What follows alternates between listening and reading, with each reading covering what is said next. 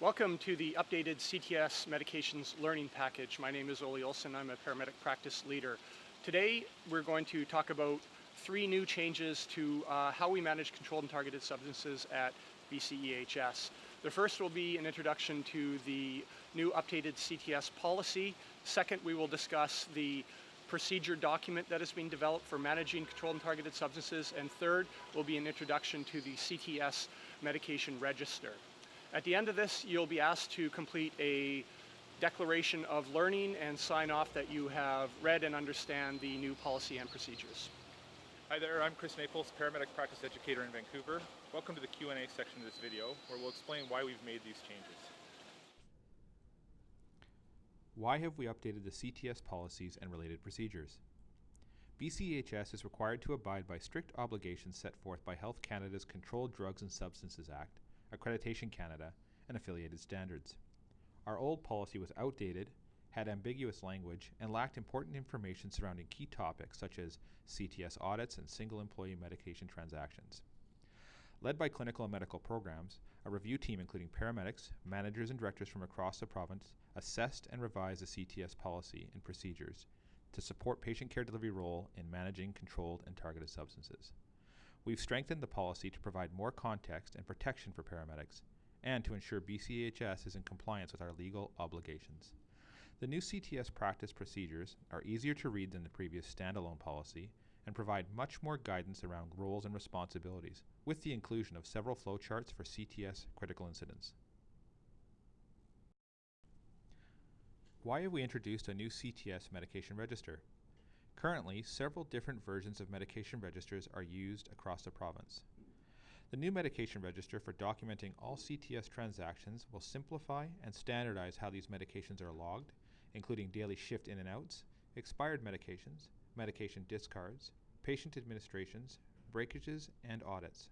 The register's design adheres to both federal requirements and best practice guidelines, such as having a bound book with sequentially numbered pages and 1 medication or concentration per tab section.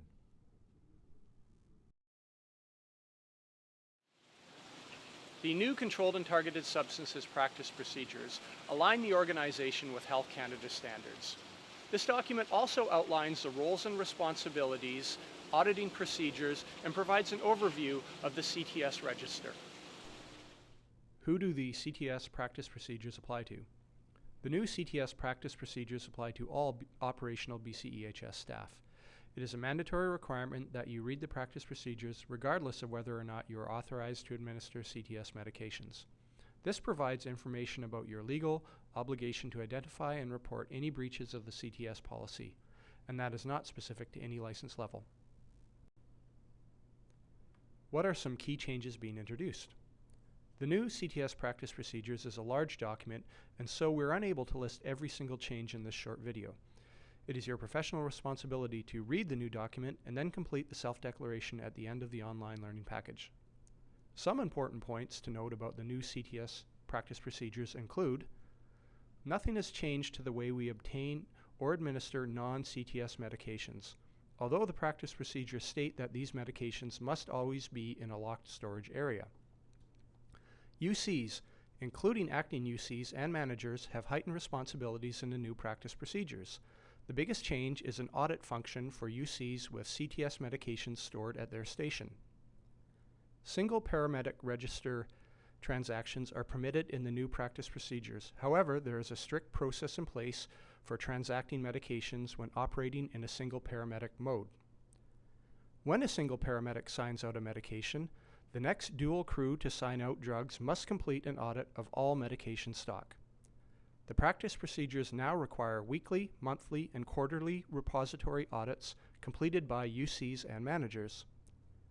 Additionally, staff and managers are now supported by a breach matrix, which clarifies how to identify and report a breach to the practice procedures.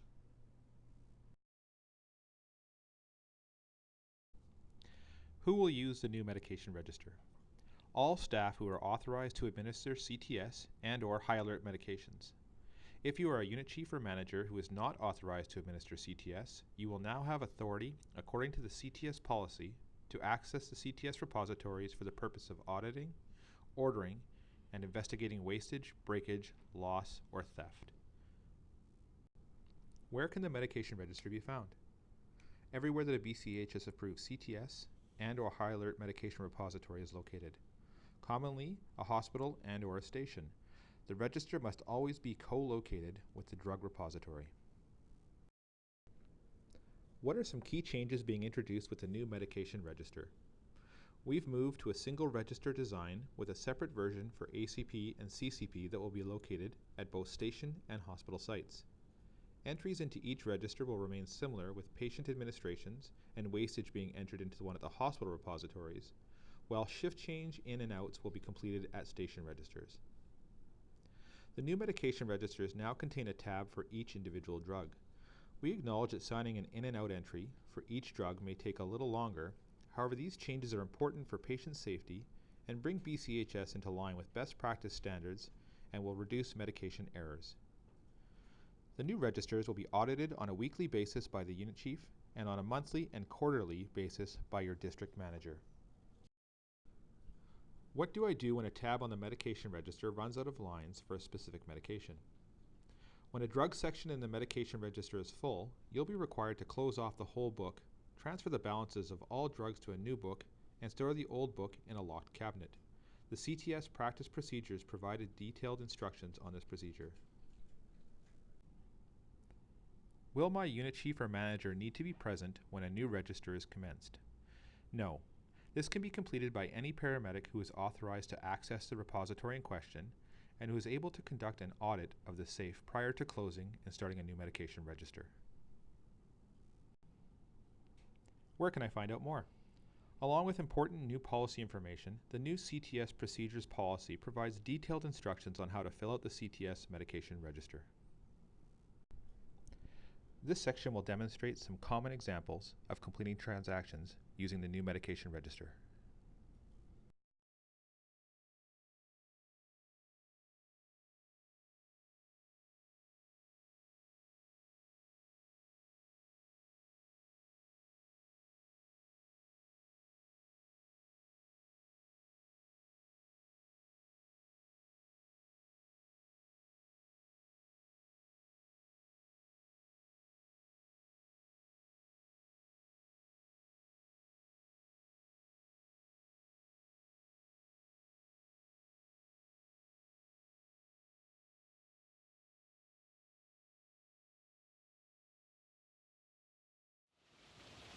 We acknowledge that the new CTS register and policies represent a significant change for the organization.